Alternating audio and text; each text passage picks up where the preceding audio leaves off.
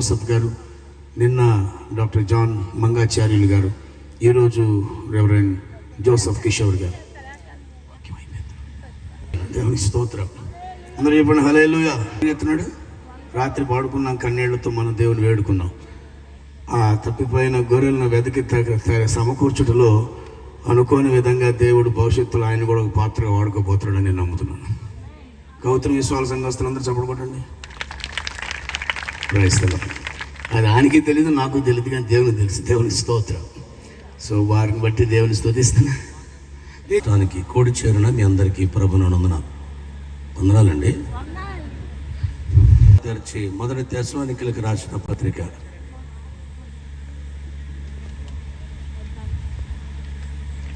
అండి, చదవమ్మా. ఒక మెలకువగా ఉండి మత్తులము కాక ఎందుము, నిద్రపోవారు రాత్రి వేళ నిద్రపోతారు, మత్తుగా ఉండేవారు రాత్రి వేళ మత్తుగా ఉందరు. ప్రభు వాక్యం మన వెనుకడిలో దీవించను గాక. పిల్లరా, ఈ సభలకు రావడానికి ముఖ్య కారకులు తమ్ముడు రాజేష్ గారు. ఒక చోట మన దైవజనులు మేము కలిసాం. ఆ తర్వాత మళ్ళీ ఈ పూట ఇక్కడ కలవడానికి దేవుడు తన కృపనిచ్చున్నాడు. అందరి బట్టి ప్రభుని స్తుతిస్తూ వారికి, ప్రియులు పాస్టర్ గారికి, పరిచర్యకు, సంఘానికి, ముఖ్యంగా దైవజనునికి నా ప్రత్యేకమైన వందనాలు తెలియజేస్తున్నాను. చాలా సంతోషం ప్రియులరా. నాకు పాటలు అంటే చాలా ఇష్టం. అదేనో స్టీవెన్సన్ గారి పాటలు అంటే నాకు చాలా ఇష్టం. మరి మీకు ఎంతమందికి ఇష్టమో ఆయన పాటలు నాకు తెలియదు, కానీ ఆంధ్రప్రదేశ్లో 2 పాటలు వినబడుతూ ఉంటాయి ఏ సంఘములో అయినా. ఎవరి పాటలు? మొదటి పాటలు చెప్పండి. రెండోది మళ్ళీ చెప్పేద్దా ఉండేది. ఏసన్ గారి పాటలు, స్టీవెన్సన్ గారి పాటలే వినపడుతూ ఉంటాయి పిల్లరా. ఎందుకంటే వారు రాసినటువంటి ప్రతి పాటలో భావగర్భితమైన సత్యం ఉంటుంది. ఈ మధ్య చాలామంది పాటలు రాస్తున్నారు. అదేంటో నన్ను వాడుకొని ఒకటి అంటాడు. ఒక పెద్ద ఆయన రాశాడు ఒక పాట, అడిగి అడిగి అడిగి అడిగా అడిగా కడిగా. నాకు అర్థం కాలేదు.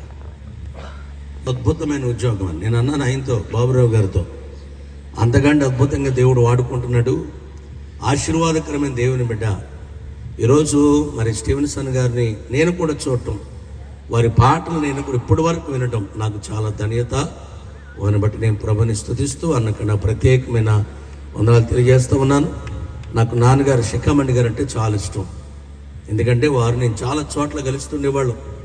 నన్ను కూడా వాళ్ళ కొడుకుల్లో ఒక్క కొడుకుగా యారా ఒరే అని పిలిచేవాడు ఆయన. నన్ను యారా అని పిలిచే సేవకులు ఇద్దరు ఉన్నారండి, పెద్దోళ్ళు. శిఖామణి గారు, జ్యోతిరాజు గారు, నాన్నగారు మీకు తెలుసుకున్న దిలీశ్వరరాజు గారు, వీళ్ళిద్దరే పిలుస్తారు యారా అని. అలాంటి అంటే యారా అని పిలిచారని ఎంత దగ్గరగా ఉంటే పిలుస్తారో ఆలోచించండి. మా కాళ్ళు ఎలా ఉందరో అంటారు ఇద్దరు కూడా. అంత చక్కని మంచి సేవకుని కుటుంబంలోంచి భావాలు కలిగినటువంటి గొప్ప దృక్పథంతో అద్భుతమైన పరిచర్య చేస్తున్న కుటుంబం మా కుటుంబం.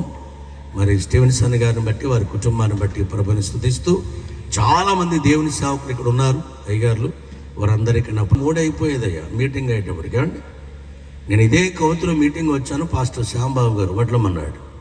2:30 అయింది నా ప్రసంగం అయ్యేసరికి. ఆ సంవత్సరం 2:30. మరి ఆ ప్లేస్ ఎక్కడో నాకు తెలియదు, కానీ ఇప్పుడు మన వాళ్ళు ఆల్రెడీ గడియారాలు చూస్తున్నారు. అప్పుడే చూడొద్దండి, త్వరగా ముగించి. నా ఫోటో ఇప్పుడైతే ప్రసాద్ గారు, రత్నం గారు చాలా అద్భుతంగా వేశారు, కానీ ఒకప్పుడు ఈ ఫోటో నిడదవోలు పోలీస్ స్టేషన్లో ఉండేది. పోలీస్ స్టేషన్లో ఫోటో ఉందంటే అర్థం ఏంటండి? ఒకటి కేడీ అయినా ఉండాలి, లేదా రౌడీ అయినా ఉండాలి. కేడీ అంటే దొంగోడు, మనం దొంగలం కాదులేండి. రెండోది మనం, అర్థమైందా? అలాంటి పరిస్థితిని సంగీతానికి రాళ్ళు కరుగుతాయో లేదు నాకు తెలియదు, కానండి ఒక దేవుని పాటకి ఈ రాయి కరిగిపోయిందండి. గట్టిగా చప్పలు కొట్టండి. వాటి పాటలు కూడా మనుషులను మారుస్తాయి. అంతెందుకు నేనంత చక్కగా మంచి గాయకుడిని కాదు. నా స్వరం గార్ధవ స్వరంలో ఉంటుంది, కానీ ఇలాగే నేను సభలకు వచ్చి వాక్యం చెప్పి పాట ఎదురని నేను కూడా పాడుతుంటాను. నేను రాసిన పాటలు కూడా ఉన్నాయి, అవి మీ అందరికీ వచ్చు. నేను రాసిన సంగతి మీకు తెలియపోవచ్చు. వినండి, నేను కూడా పాడి వెళ్ళిపోయిన నాకు ఫోన్లు వస్తుండే, అన్న ఆ రోజు మీరు పాట పాడారే, ఆ పాట నన్ను పట్టుకుందని ఒక అతను సేవకు వచ్చాడు మరి అమలాపురంలో. ఇలాంటి సన్నివేశాలు చాలా ఉన్నాయి. ఇప్పుడు నేనే చెప్తున్నానుగా, ఒక పాట నా బ్రతుకును మార్చింది. అప్పటికి నాకు తల్లిదండ్రులు విడిచిపెట్టారు, నా కుటుంబం నన్ను విడిచిపెట్టింది. అనాదిగా ఉన్నాను, ఒంటరిగా బ్రతుకుతూ ఉన్నాను. ఎందుకు బ్రతుకుతున్నానో తెలియదు. ఒక అర్ధరాత్రి ఇంటికి వెళ్తే మా అమ్మ నాన్న నన్ను చచ్చిపోరని విడిచిపెట్టేశారు. ఎందుకంటే నా కోసం పోలీసులు కాలుస్తున్నారు. ప్రియులరా, నాతో పాటు ఉన్న వారందరిని తీసుకెళ్ళి 14 సంవత్సరాలు జైలు శిక్ష విధించింది ఆనాటి గవర్నమెంట్ కోర్టు వారు. నేను దొరికిన నా పరిస్థితి అదే. అలాంటి పరిస్థితుల్లో ఎవరికి కనబడకుండా ఎస్కేప్ అయిపోయి విశాఖ జిల్లా వెళ్ళిపోయి రచ్చపల్లి, చింతపల్లి, శీలేరు, గూడెం, చోడవరం, అనకాపల్లి, పాడేరు, అరకులోయ ప్రాంతాలు ఒంటరిగా తిరుగుతూ పగటి వేళ గ్రామాల్లో ఉండేవాడిని. రాత్రులు ఏ గ్రామంలో, అది అడవి, ఏ అడవి ప్రాంతంలో ఏ పల్లిలో ఉన్న అడిగేవారు నన్ను, ఒరే ఎవరు నువ్వు దొంగోడు అని. నాకన్నా మీ అమ్మ ఎవరు, నీ కులమేంటని అడిగేవారు. ఇవన్నీ చెప్పడానికి నాకు ఇష్టం లేక ఏ ఊళ్ళో ఉంటే ఆ ఊళ్ళో సమాధులు ఉంటాయిగా, క్రైస్తవ సమాధులు, ఆ సమాధుల్లోకి వెళ్ళిపోయి సమాధుల్లో పండుకునేవాడిని. అలాంటి నన్ను ఒక పాట సమాజం దగ్గరికి తీసుకుని వచ్చింది. గట్టిగా స్తోత్రం చెప్పండి. నాకు అందుకే పాటలు అంటే చాలా ఇష్టం. ఇంకా పాడితే బాగుంటుంది. అన్న పాడే రాసిన పాటలు నాకు ఇష్టమైన పాట. నాకే కాదు, అనేక మంది సేవకులను కంట తడి పెట్టించిన పాట. ఆ పాట ఏం పాట చెప్పనా? బలమును నమ్ముకుని భంగపడ్డావు. ఏం పాట అది? నేను నమ్మినచో. ఆ పాట నాకు చాలా ఇష్టం అండి. మా సంఘంలో ఖచ్చితంగా అల్లు ఒక జత బట్టలే, ఆ బట్టలు ఆల్రెడీ పాచిపోయి, చీకిపోయి, చిరిగిపోయినాయి. ఈ రాత్రి నా సాక్ష్యం అంతా నేను పరిపూర్ణంగా చెప్పను, కానీ 2 నిమిషాల్లో నేను ఏంటో పరిచయం చేసుకుని కొన్ని మాటలు దేవుని వాక్యం విని తర్వాత కొన్ని పాటలు మళ్ళీ మనం వినాలి. నేను కూడా వింటాను. ఇప్పుడు నేను చెప్పిన పాట అన్న పాడతారు నా ప్రసంగం అయిపోయిన తర్వాత. నేను కూడా కూర్చొని వింటాను, దయచేసి వినాలి. ప్రియులరా, 7 నెలలు ఒకే ఒక జత బట్టలు అండి, ఆల్రెడీ పాచిపోయిన బట్టలు అవి. నా దగ్గర మురికంపు వస్తుంది. ఇది తల మార్చిపోయింది, క్షవరం పెరిగిపోయింది, గడ్డం మార్చిపోయింది. నా కొంపని తట్టుకోలేక ఏదైనా చెరువు వస్తే ఆ చెరువులోకి దిగి బట్టలన్నీ విప్పి దిశమలతో పేకలోతు నీటిలో ఉండేవాడిని. అవన్నీ కూడా తీసుకెళ్ళి గొట్టె మీద వేసి అవి ఆరాయి అనుకున్న తర్వాత ఆ గొట్టె మీదకి వచ్చి ఆ బట్టలు వేసుకుని దిశమలతో వీధులన్నీ వెళ్ళిపోతుందని మీలాంటి తల్లి చూచి భిక్షగాడు అనుకుని, బాబు రాత్రి మిగిలిపోయిన భోజనం మంది తింటామని పెడితే అట్లాంటి భోజనాన్ని తిని 7 నెలలు బ్రతికాను నేను. 7 నెలల తర్వాత అనకాపల్లిలో ట్రైన్ ఎక్కాను. అనకాపల్లి ట్రైన్ ఎక్కి నిడదవోలు స్టేషన్ అనుకుని, మాది నిడదవోలు, పశ్చిమ గోదావరి జిల్లా నిడదవోలు మా సొంత ఊరు. నిడదవోలు అనుకుని కొవ్వూరు స్టేషన్లో దిగిపోయాను. కొవ్వూరు అని చదివాను. తర్వాత వెంటనే ఆ ఒక బెంచ్ ఉంటే బెంచ్ మీద కూర్చుని ఆ రోజు మా అమ్మ, మా నాన్నగారు, నా కుటుంబం నాకు జ్ఞాపకం వచ్చింది. మీరు అనుకోవచ్చు, ఏం బ్రదర్ మీరు అడుక్కుంది అంటున్నావు, భిక్షం అడుక్కున్నాను అంటున్నావు, ఒంటరిగా తిరిగాను అంటున్నావు, సరైన తల్లిదండ్రులు కాదా, పేదోళ్ళ వాళ్ళు కాదండి. మా నాన్నగారు బిఎస్ఎన్ఎల్ ఉద్యోగి. ఆ రోజుల్లో 80sలోనే మా నాన్నగారికి 34,000 రూపాయల జీతం. మా పెదనాన్నగారు అంటే నన్ను పెంచిన తండ్రి, నన్ను పెంచుకున్నారు.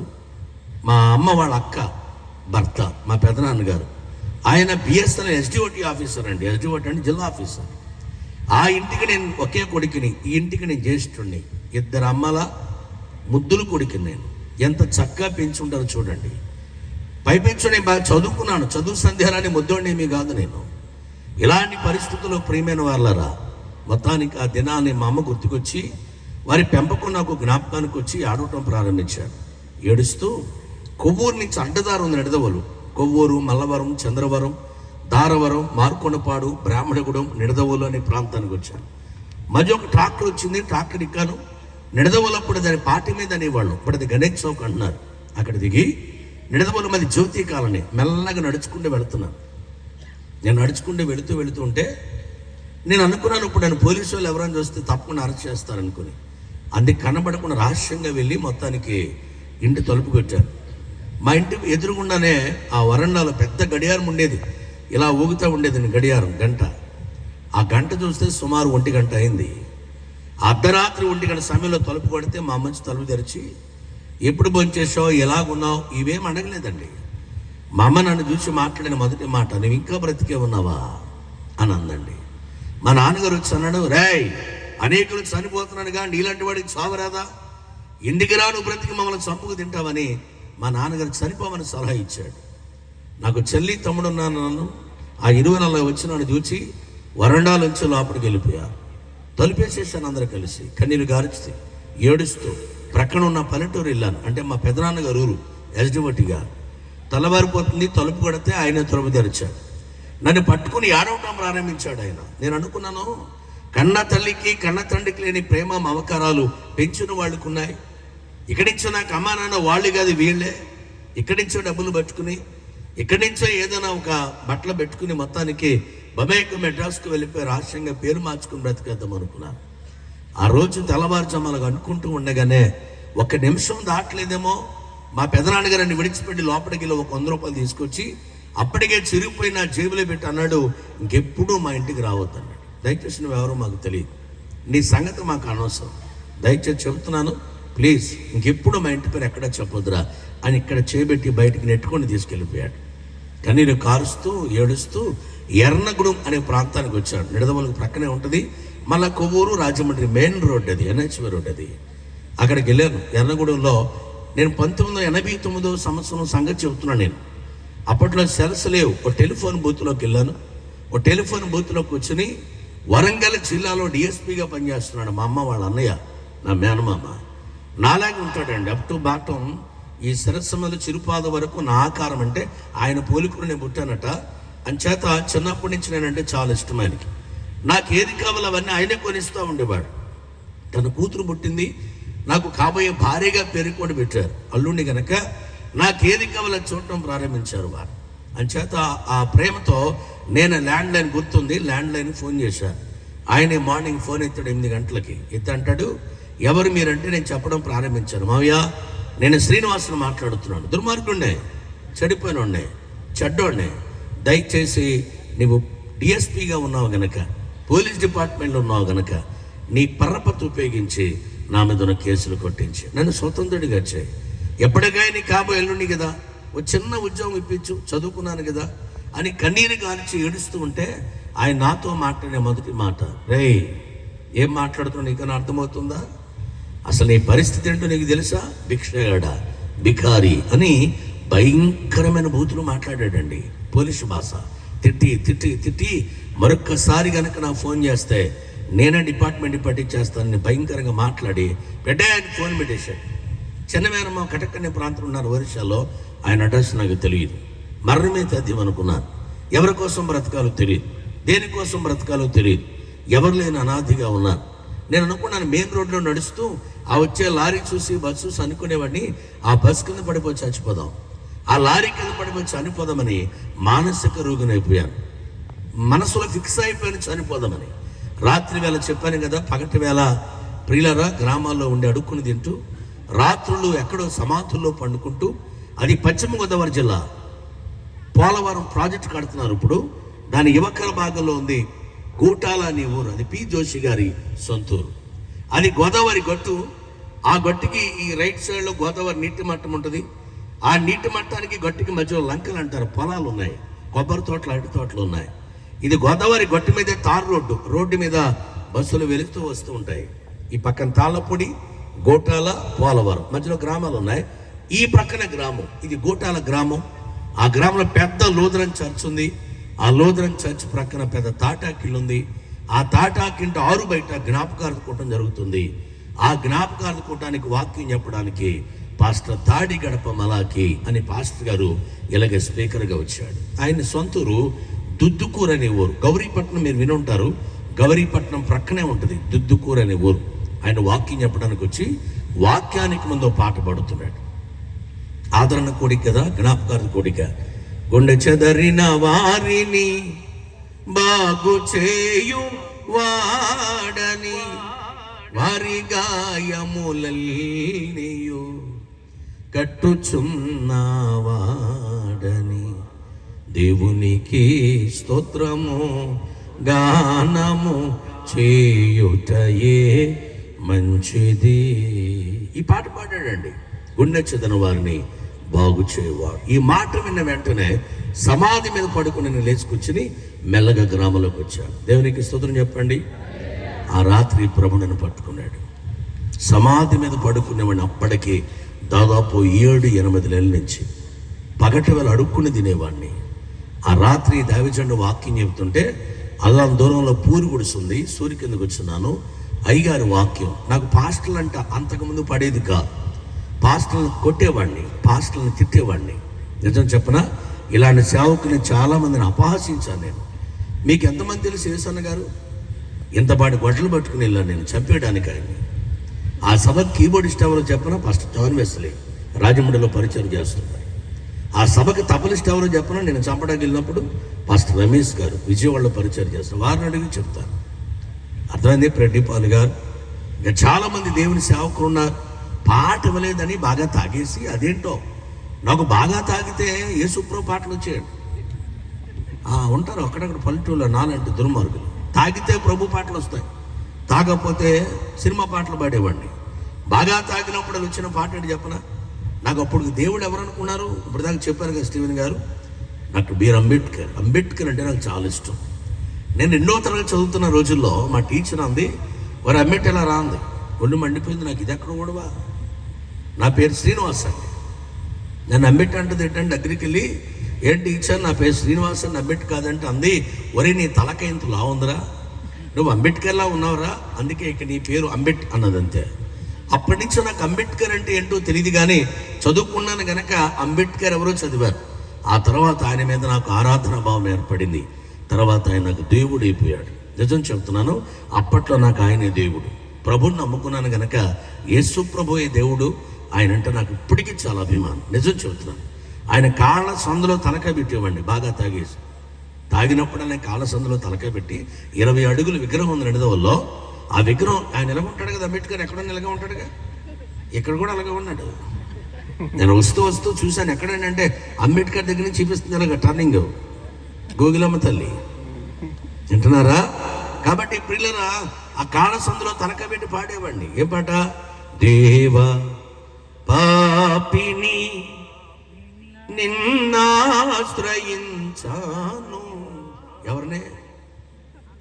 2వ పాట వచ్చు మనకి, నాలోని ఆశ జ్యోతి నీవే నా ప్రభువా అని చెప్పి ఆయన ఆరాధిస్తూ ఉండేవాడు. 3వ పాట ఓసన్న గారి టీములో తెన్నిలి ఎలీషా గారిని బంధంలో ఉండి సేవ చేస్తుండేవాడు. అనేది ఉద్యోగం కూడా. వాళ్ళ అబ్బాయి చంటి, తమ్ముడు కీబోర్డ్ చంటి. వాళ్ళ నాన్నగారు మంచి పాటలు రాశారు. ఆయన అప్పుడే కొత్తగా రాసిన పాట ఉంటుంది. ఇలాగే దేవాలయం మీద వినపడుతుండి నేర్చుకున్నాను. ఏం పాట? నీటి వాగుల కొరకు వచ్చా దుప్పి ఆశించినట్లు నీ కొరకు నా ప్రాణము తృష్ణగునుచున్నది. ఈ పాట లేదని యేసన్న గారిని గొడ్లు పట్టుకున్నారు గడానికి. స్టోడపురం సుధాకర్ గారు తెలుసా? స్టోడపురం సుధాకర్ గారు అంటే ఆయనకు పేరు ఉంది. దొంగతనానికి వెళ్తే కేజీ బంగారం లేకుండా ఇంటికి వచ్చేవాడు కదట. మరి అదేం దొంగ? ఆయనకి బంగారు పిచ్చుగా అని పేరు ఉంది, తెలిసి ఉంటుంది. ఆయన చంపేస్తానని వార్నింగ్ ఇచ్చి మీటింగ్ ఆపేశారు. ముదునూరుపాడు జాన్ గారు పేరేనారా? ముదునూరుపాడు స్వస్థతశాల జానయ్య గారు అనేవాడు. అప్పుడు ఆయన బైబిల్ మిషన్కి జాయింట్ సెక్రటరీ. ఆయన్ని చంపేస్తానని వార్నింగ్ ఇచ్చారు. ఇకపోతే ఇట్లాంటి సేవకులకి మామూలు కాదు, భయంకరంగా మాట్లాడేవాడిని. అలాంటి సేవకుల మీద భయంకరమైన ఈర్ష్య స్వభావం ఉండేది. ఆ రాత్రి దైవజనుడు వాక్యం చెబుతున్నాడు, బ్రతుకుడు కలిస్తే చావైతే. అరగంట వరకు చాలా అద్భుతంగా చెప్పాడండి. అరగంట తర్వాత ఆయన వరవడి మారిపోయింది, పరిస్థితి మారిపోయింది. అరగంట తర్వాత అంటున్నాడు, అమ్మ విడిచిపెట్టిందని, నాన్న విడిచిపెట్టాడని, అందరూ విడిచిపెట్టారని ఆత్మహత్య చేసుకుందాం అనుకుంటున్నావా? చనిపోవటమే మంచిది అనుకుంటున్నావా? నీ ఇష్టమేనా? ఏమనుకుంటున్నావు అని కొంచెం గట్టిగానే, మంచి స్వరం అయింది, గట్టిగానే మాట్లాడుతున్నాడు. నీ ఇష్టమేనా? నీ ఆత్మ నీది కాదు, అది ప్రభువుది. దాన్ని చంపే అధికారం నీకు లేదు. సమస్య ఏదైనా ఉండొచ్చుగాక, ఆయన తీర్చలేని సమస్య అది అన్నాడు ఆయన. నీ సమస్య ఏదైనా ఉండొచ్చుగాక, ఆయన తీర్చలేని సమస్య కాదు కదా. నీ బాధ ఏదైనా ఉండొచ్చుగాక, ఆయన తీర్చలేని బాధ ఏమీ లేదు కదా ప్రపంచంలో. ఆయన చెబుతూ ఉంటే ఆయన ఒక్కొక్క మాట నా గుండెల్లో, నా హృదయ క్షేత్రాన్ని బద్దలు చేశాయి. ప్రార్థన అన్నాడు, అందరూ మోకరించారు. నేను కూడా నాకు తెలియకుండా అక్కడ కన్నీరు కాచడం ప్రారంభించాను. అద్భుతమైన పాట పాడుతున్నాడండి అయ్యగారు. ఏ రీతి నీ రుణం తీర్చుకుందు నీ సువా, ఏ దిక్కులేని నన్ను దీవించి నావయ్యా, ఎంతో కృపను చూపి నన్ను దీవించినావయ్యా, ఈ రీతి అని పాడుతూ మొదటి చరణం పాడుతున్నాడు. పాపాల సంద్రమందున అందరూ గొళ్ళు అని ఏడుస్తున్నారు. నేను కూడా అక్కడ ఏడవటం ప్రారంభించాను. వాకింగ్ చెప్పండి, అన్నీ చెప్తాడేట్రా కబుర్లు అనుకోకండి. నేను ఎలా మారానో తెలియాలిగా. అయ్యగారు మెల్లగా వెళ్ళిపోతున్నారు పాప. టయానికి ఇంట్లోకి వెళ్ళిపోవాలి. అప్పుడు నన్ను పట్టుకున్నాడు, ప్రార్థన చేస్తున్నాడు. నేను ఏడుస్తుండే మీ అందరికీ ఏడవటం వచ్చి నాకేమొచ్చండి? వీళ్ళందరూ మామూలుగా ప్రార్థన చేస్తున్నారు, నేను మాత్రం అరుస్తున్నాను అక్కడ. ఈడెవడో కొత్త మీద చూడొచ్చాడని ఇలాంటి కొంతమంది కుర్రాళ్ళు తమ్ముళ్ళు నా దగ్గర గబగబ పరిగెట్టి వచ్చారు. నన్ను ఏదో అడుగుతున్నారు వాళ్ళు, ఎలా ఎవరని ఇదని. ఇలాగ పాస్టర్ మలాఖీ గారు గబగబా పరిగెట్టుకొచ్చాడు. సేవకుడి విలువేంటో తెలియాలని చెప్తున్నాడు. ఇవన్నీ గబగబా పరిగెట్టుకొచ్చి నా మీద అలా చేసి నా తల మీద, రేయ్ ఎవరని ఇది అన్నాడు. నేను ఏదో చెప్పబోతే నువ్వేమీ చెప్పొద్దు రమ్మని తీసుకెళ్ళి అప్పటికి అయ్యగారికి ఇస్త్రీ వేశారండి. ఆ ప్రక్కన ఒక ఇస్త్రీ వేయించాడు. ఆయన పెట్టేటటువంటి అన్నంలో పట్టడి తీసి నా ఇస్తలు వేశాడు. చికెన్ కూర, అది మనం చూసి చాలా కాలం అయిపోయింది, అది కూడా వేశాడు. తర్వాత వడ్డించారు. నేను ప్రక్కనే నిలబడి చూస్తున్నాను ఆయన వైపు. ఆయన అన్నాడు, రాయ్ కూర్చోరా అన్నాడు. తెల్ల చొక్కా తెల్ల ప్యాంట్ వేసుకొని చాలా నీట్గా ఉన్నాడు అయ్యగారు. నేనేం మురికి కొమ్ము కొట్టుకుని ఉన్నాను. ఎలా కూర్చోగలను ఆయన ప్రక్కన? ఈ చేతితో గట్టిగా పట్టుకుని ఆయన ప్రక్కనే కూర్చోబెట్టుకున్నాడు. గట్టిగా చప్పులు కొట్టండి. కూర్చున్న వెంటనే నేను ఆయన ముఖం వెంక చూసి ఏడవటం ప్రారంభించాను. ఎందుకో తెలిసి ఈయన ఎవరు? మా నాన్న కాదు, మా పెదనాన్న కాదు, మా మామయ్య కాదు, నా ఫ్రెండ్ కాదు, మా బంధువు కాదు, అసలు ఎవరో నాకు తెలియదు. నేను ఎవరో ఆయనకి తెలియదు, ఆయన ఎవరో నాకు తెలియదు. కనీసం పరిచయం కూడా లేదు కదా. ఇంత ప్రేమ అన్న పెడుతున్నాడు నాకు అని చెప్పి ఏడుస్తుంటే ఆయనకు అర్థమైపోయింది నా భావన. రెండు చేతులు ఎడం చేతితో నా భుజం మీద ఇలా చేసి దగ్గరగా లాక్కుని, రాయ్ నాకు కొడుకున్నాడు రా, వాడి వయసుకి నీ మీద చాలా చిన్నాడు, ఈరోజు దేవుడు నాకు పెద్ద కొడుకుని ఇచ్చాడు బిడ్డ అన్నాడు. గట్టిగా చెప్పబడతారు అయ్యారికి. కన్న తల్లి నన్ను చేర్చుకోలేదు, తండ్రి చేర్చుకోలేదు, పెంచిన తల్లిదండ్రులు చేర్చుకోలేదు, మేనమామ చేర్చుకోలేదు, కాబోయే భార్య చేర్చుకోలేదు, ఎవరు నన్ను ఆదరించలేదు. నన్ను అక్కుని చేర్చుకుని ప్రక్కన పెట్టుకుని ముద్ద పెట్టి ఆ రాత్రి ఇంటికి తీసుకెళ్ళిపోయి తర్వాత ఎక్కడెక్కడికో వెళ్ళాను. నా జీవితాన్ని దేవుడు మార్చేశాడు. మెడ్రాస్కి వెళ్ళాను, బైబిల్ కాలేజ్ చదువుకున్నాను. నా మీద ఉన్న కేసులు కాలేజీలో చదువుతున్న దినాల్లోనే పోయినాయి. అభిషేకించబడ్డాను. ప్రపంచవ్యాప్తంగా ఇప్పుడు 12 దేశాలు వెళ్ళి యేసు క్రీస్తు ఎంత గొప్ప దేవుడో చెప్పడానికి దేవుడు తన కృపనిచ్చాడు. గట్టిగా చెప్పగొట్టండి. ఈ రాత్రి ఒకే ఒక వాస్తవం చెప్తానండి. యేసు ప్రభు కంటే గొప్ప దేవుడు లేడు. రెండవది, సేవకుడు లాంటి నిస్వార్థపరుడు ప్రపంచంలో ఎవరు ఉండరండి. స్వార్థము లేని వాడు ఎవరు అంటే నేను చెప్తాను పాస్టర్ గారే. ఎందుకంటే మా కోసం మేము ఎప్పుడు ప్రార్థన చేయం. అయ్యారు ఎప్పుడేం చేస్తామా? ఎప్పుడు కూడా సంఘం కోసం, వాళ్ళ కొరకు, వీళ్ళ కొరకు. ఎందుకంటే మా తండ్రి అది నేర్పాడు. ఎవరు మా తండ్రి? అబ్రహాము. అబ్రహాముకు బిడ్డలు లేరు, కానీ అభిమేలకుకు బిడ్డలు లేరు. అభిమేలకు కొరకు ప్రార్థన చేశాడు. అయ్యా అభిమేలకు గర్భ సంతానం లేదయ్యా, బిడ్డలు నిమ్మని నా కోసం ఇయ్యి, నాకు దయచేయి, 100 సంవత్సరాలు వచ్చేస్తున్నాయి అని అబ్రహాం అడగల. అంతటి నిస్వార్థపరుడు సేవకుడు. గట్టిగా స్తోత్రం చెబుతారా? ఈ రాత్రి దేవచండిగా ప్రేమతో తెలియజేస్తున్నాను, మరొకసారి ప్రేమతో మనం చేస్తున్నాను. యేసయ్య ప్రేమ చాలా గొప్పది. అప్పటి నుంచి నా జీవితంలో గొప్ప అద్భుతం. నేను పోగొట్టుకున్న దానికంటే అధికమైన మేలుల చేత మునుపటి కంటే ఆశీర్వచనాలు ప్రభు నాకు అనుగ్రహించాడు. అత్యున్నతమైన స్థానం ఇచ్చాడు. పిల్లరా, ఏమీ లేని దినాల్లోనే తేజ టీవీ అనే టీవీలో వాకింగ్ చెప్తూ ఉండేవాడిని. ఆ రోజుల్లో ఫీబర్ రేడియోలో దేవుని వాకింగ్ చెప్పాను. ఇంక ఇలా చెప్పుకుంటూ పోతే రక్షణ శుభార్తలు ఇవన్నీ వచ్చినాయి. నేను త్వరగా ముగిస్తాను. ఎందుకు ఇవన్నీ చెప్పానంటే, పనికిరాని వాడిని దేవుని చేతిలో పనివాడిగా మార్చగలిగిన మహా గొప్ప దేవుడు ప్రభు అయిన యేసు. దేవునికి స్తోత్రం. ఒకప్పుడు అడుక్కుని తిన్న చేతులండి ఈరోజు వేలాది మందికి పెట్టేటట్టుగా ఈ హస్తాలను దేవుడు బలపరిచాడు. బోలో క్రీస్తు మహారాజ్కి. అంతటి గొప్ప దేవుడు విడిచిపెట్టకుండా భాగ్యం అందించుకోలేదు. కానీ మన కొరకు మహినగరాన్ని విడిచి మంటి దేహాన్ని దాల్చి మన కొరకు మనిషిగా ఈ లోకానికి వచ్చిన మహనీయుడు అండి ఆయన. దాదాపు 33 సంవత్సరాలు ఆయన సజీవుడిగా ఉన్నాడు. ఆయన 33 సంవత్సరాలు సస్సరుడిగా ఉండి 3.5 సంవత్సరాలు నొచ్చిన పని చేశాడు. 3.5 సంవత్సరాలు ఆయన 3.5 సంవత్సరాల పరిచర్యలో చాలా మందిని ఆకర్షించాడు, చాలా మందిని ప్రభు దగ్గర చేర్చాడు. అలా వచ్చిన వారిని కొంతమందిని శిష్యులుగా ఏర్పరిచాడు. అందులో 12 మందిని అపోస్తులుగా ప్రతిష్ఠించాడు. గట్టిగా స్తోత్రం చెప్తారా? అపోస్తులుగా ప్రతిష్ఠించాడు. వారితో చాలా చనువుగా ఉండేవాడు, చాలా విషయాలు చెబుతూ వచ్చాడు. ఇవన్నీ చెప్పడానికి టైం కాదు, కానీ ఒకరోజు మొత్తానికి యేసుక్రీస్తు ప్రభువు ఆయన వచ్చిన పని ముగించి లోక కళ్యాణార్థమై యాక బలిపశువుగా ఆకాశానికి భూమికి మధ్యలో వేలాడి ప్రాణాన్ని విడిచిపెట్టాడు. చనిపోయాడు, సమాధి చేయబడ్డాడు, 3వ దినాన లేచాడు, అందరికీ కనబడుతున్నాడు. వినండి, అందరూ మళ్ళీ యేసుప్రభు దగ్గరికి వచ్చిన తర్వాత పేతురు గారు అనుకున్నాడు, యేసుప్రభు బ్రతికున్న దినాల్లో, యేసయ్య శరీరిగా ఉన్న దినాల్లో ఒక మాట అడుగుతాడని పేతురు, ప్రభువా, మా భార్యని విడిచిపెట్టాం, వ్యాపారాలు విడిచిపెట్టాం, సమస్తాన్ని విడిచిపెట్టాం, నీ దగ్గరికి వచ్చాం కదా. ఇదిగో లోక వైద్యుడు విడిచిపెట్టి వచ్చాడు, నతానియేలు మంచి డబ్బులు లెక్కబెట్టే ఉద్యోగం విడిచిపెట్టి వచ్చాడు, నేను వ్యాపారిని, ఎవరు? పేతురు, నేను కూడా వ్యాపారం, చేపల వ్యాపారం విడిచిపెట్టి వచ్చాను, సొంత వాడుందండి పేతురు గారికి, ఇవన్నీ విడిచిపెట్టి వచ్చాను కదా, మాకేమిస్తావు అని అడిగాడు. అప్పుడు యేసు ప్రభు పేతురుతో చెప్పిన మాట ఏంటి? రాజ్యం ఇస్తాను పేతురు అన్నాడు. గట్టిగా స్తోత్రం చెప్తారా? ఇలాంటి రాజ్యం ఇస్తానన్నాడు కనుక ఆ రోజు యేసు ప్రభు ఫాలోయింగ్ మామూలుగా లేదు.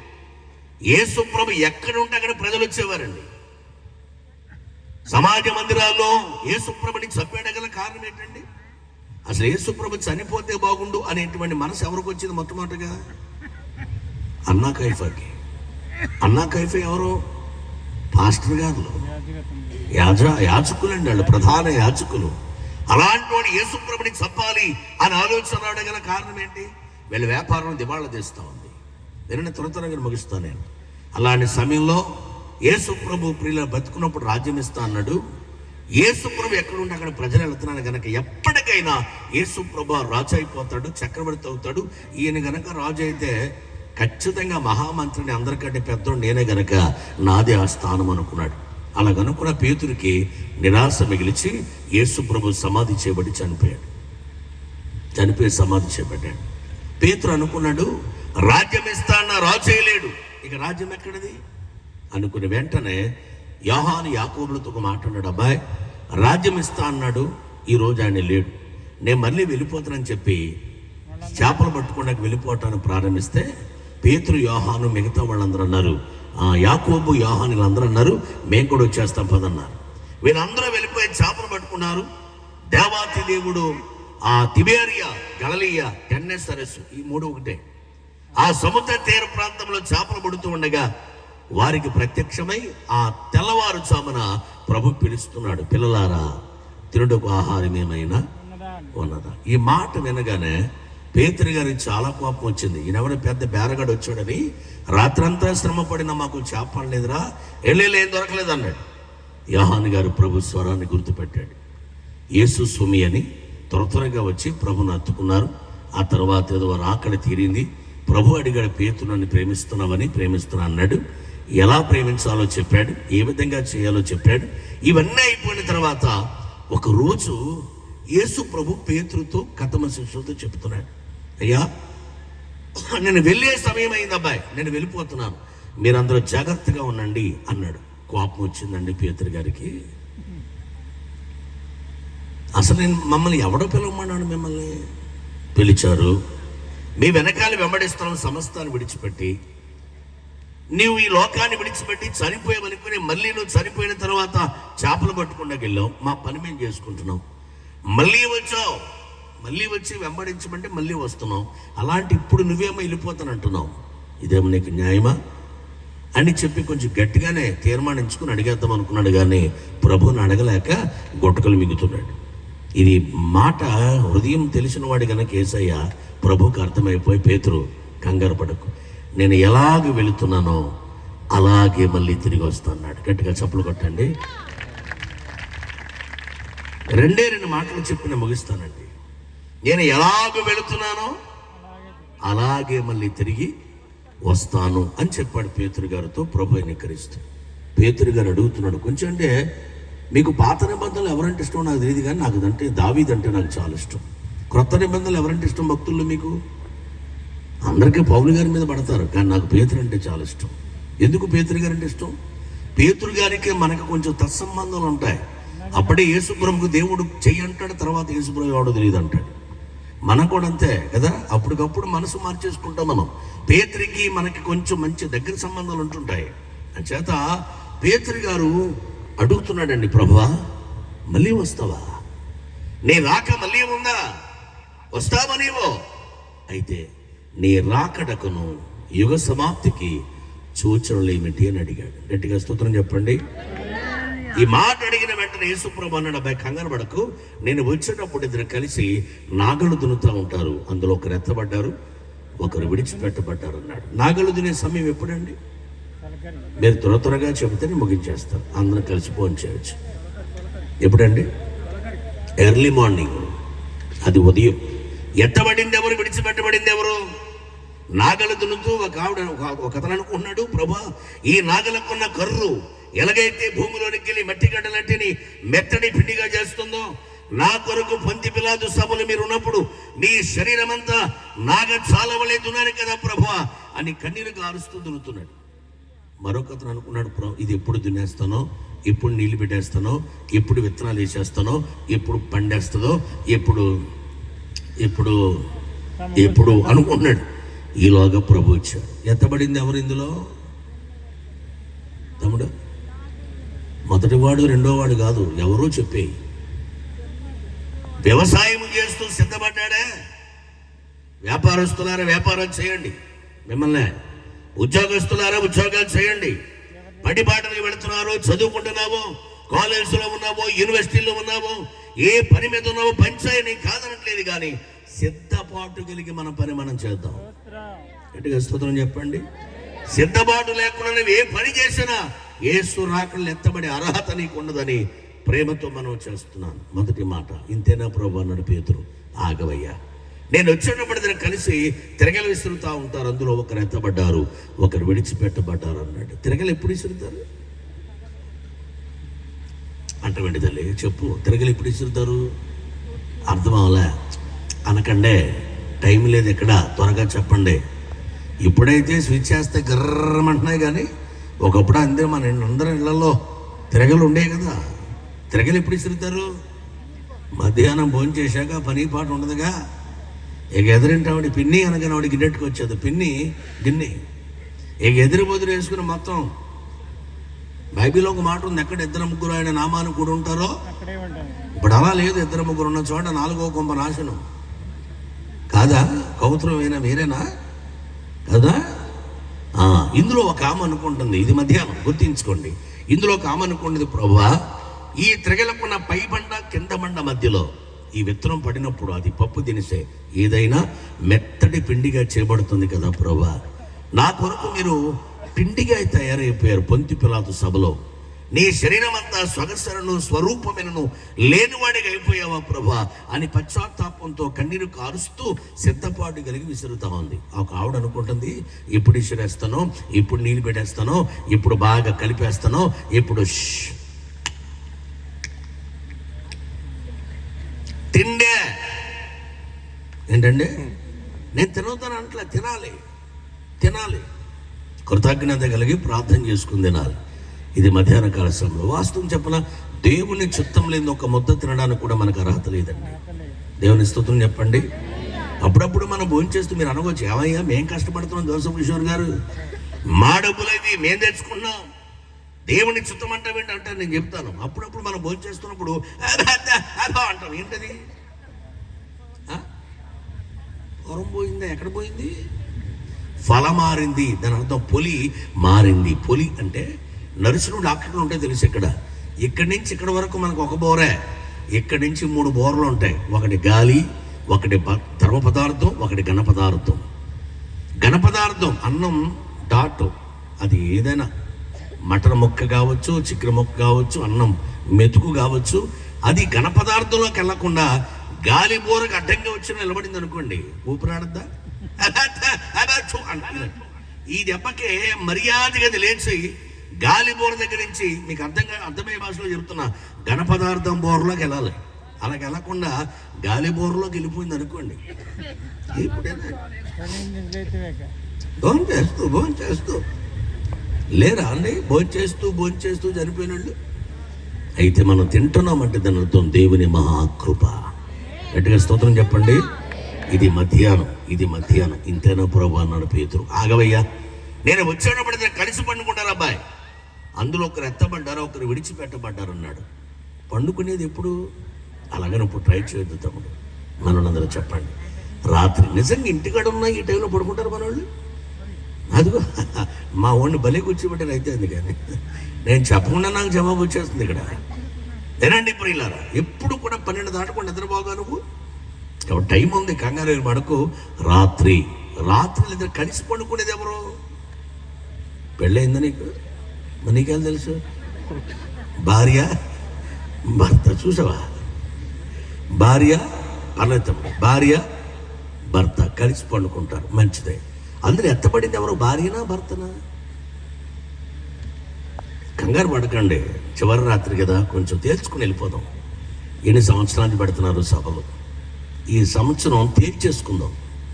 అసలు ఏంటి కథ ఏంటో తెలుసుకుని వెళ్ళిపోదాం. చెప్పండి, భార్య ఎత్తబడుతుందా, భర్త ఎత్తబడతాడా?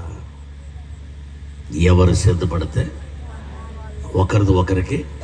ఇలాగే మీటింగ్ జరుగుతున్నాయంటే కవిత్రం లాంటి ఊళ్ళో. ఏమయ్యా బుద్ధి ఉందా? అన్నం పెట్టింది 6 గంటలకి, పని నుంచి వచ్చి ఎక్కడికో వచ్చి భోజనం చేస్తున్నాడు పాపం లొట్టలేసుకుని. ఏమయ్యా బుద్ధి ఉందా? 3 రోజుల నుంచి పాపం దాసు గారు సభలు పెడుతున్నారు, ఇక్కడ ఆనం ఉందా? చివరి రాత్రి అట స్టీవెన్సన్ గారు వస్తున్నాడు, జోసఫ్ కిషోర్ గారు అట ఇల్లు నుంచి వస్తున్నాడు, రావచ్చు కదంటే వస్తాను. ఏమవుద్ది అన్నాడట. పరలోకానికి వెళ్తావు అన్నాడట. నువ్వు వెళ్ళినప్పుడు ఎవరిని? నువ్వు వెళ్ళినప్పుడు నీ కొంగట్టుకుని వచ్చేతలే. కొంగట్టుకుని వచ్చేది ఇదని ఫంక్షనా? పరలోకం. అర్థమవుతుందా? ఏమనుకోద్దండి, ఎక్కడ చూసినా స్త్రీల సంఖ్య కనపడదు, పురుషుల సంఖ్య కనపడదు. ఏంటి? ఏ మీటింగ్లోనైనా, మెడ్రాస్లో అయినా అంతే, బొంబాయిలో అయినా అంతే, బెంగళూరులో అయినా అంతే, అమెరికాలో కూడా అంతే. ఎక్కువ శాతం వాళ్ళే కనపడతారు. మరి పురుషులు ఏంటి? ఏమనుకోతే మీ పురుషులు ఇక్కడ ఉన్న స్త్రీలను అడుగుతున్నారు, మీ తాలూకా భర్తలో వచ్చారా? వచ్చిన వాళ్ళు ఓకే, రానున్న సంగతి ఏంటంటా నేను. అసలు ఉన్నారా? నా భాష అర్థం. ఉన్నారా? మంచిది. మరి ఏరి ఓ చెల్లెని అడిగితే రాడని ఆడా. అరే నువ్వే ఆడండి, ఇంకేం వస్తాడు? ఇది రాత్రి సమయం. ఇంతకు యేసుప్రభు ఎప్పుడు వస్తాడు? నాగలు దున్నే సమయమైన ఉదయం వస్తాడా? తిరగలు విసిరే సమయమైన మధ్యాహ్నం వస్తాడా? పండుకునే సమయమైన రాత్రి వస్తాడా? ఎప్పుడు వస్తాడు? గట్టిగా చెప్పండి, ఎప్పుడు వస్తాడు? కొంచెం గట్టిగా చెప్పరా రే, గట్టిగా చెప్పు. ఎప్పుడు వస్తాడు? అంటే ఎప్పుడు వస్తాడు? ఏ సమయమునైనా, ఉదయమైనా, మధ్యాహ్నమైనా, రాత్రి అయినా, ఎప్పుడైనా. ఏలూరులో మా తమ్ముడు పాత పాటను ఒకటి కొంచెం రీమేక్ చేసి పాట మొదలెట్టాడు. వస్తానన్న యేసురాజు, తెస్తానన్న బహుమానం, రారాజు వస్తున్నాడు, జనులారా రాజ్యం తెస్తున్నాడు, త్వరపడి వేగమే రండి వస్తానన్న యేసురాజు, వస్తానన్న బహుమానం, వస్తానన్న యేసురాజు, వస్తానన్న బహుమానం. వస్తాడా?